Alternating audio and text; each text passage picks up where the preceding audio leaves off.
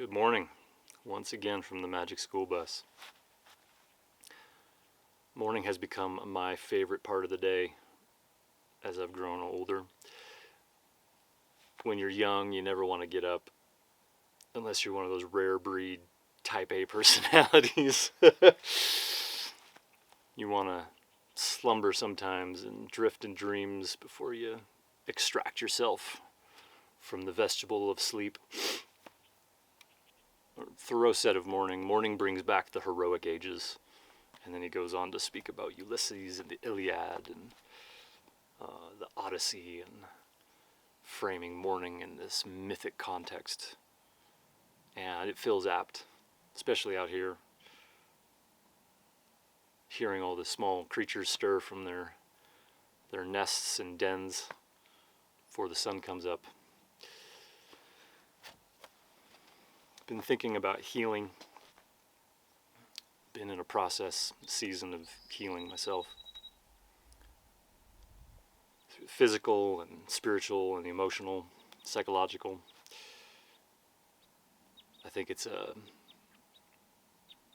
self-determining practice that everyone must adopt at some point in their life if they are to survive and be well and navigate this unfolding chaos we inhabit. Practice I've employed for years is reading The Prophet by Khalil Gibran aloud to myself in a place of solitude as part of my healing.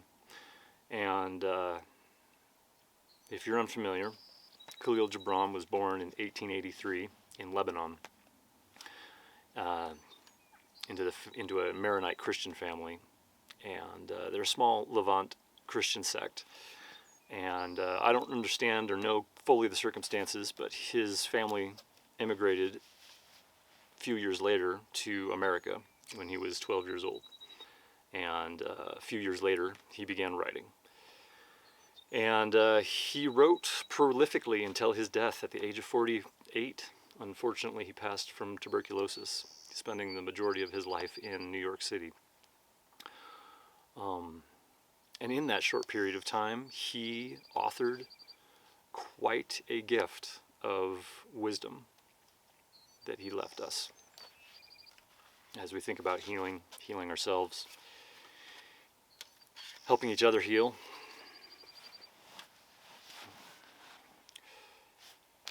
On pain. And a woman spoke, saying, "Tell us of pain." And he said, "Your pain is the breaking of the shell that encloses your understanding. Even as the stone of the fruit must break that its heart may stand in the sun, so must you know pain. And could you keep your heart in wonder at the daily miracles of your life, your pain would not seem less wondrous than your joy. And you would accept the seasons of your heart, even as you have accepted the seasons that pass over your fields. And you would watch with serenity through the winters of your grief. Much of your pain is self-chosen. It is the bitter potion by which the physician within you heals your sick self. Therefore, trust the physician and drink his remedy in silence and tranquility. For his hand, though heavy and hard, is guided by the tender hand of the unseen. And the cup he brings, though it burns your lips, has been fashioned of the clay which the potter has moistened with his own sacred tears. So, I would encourage you to find a copy of The Prophet in your process of healing and find a place of solitude and read it aloud.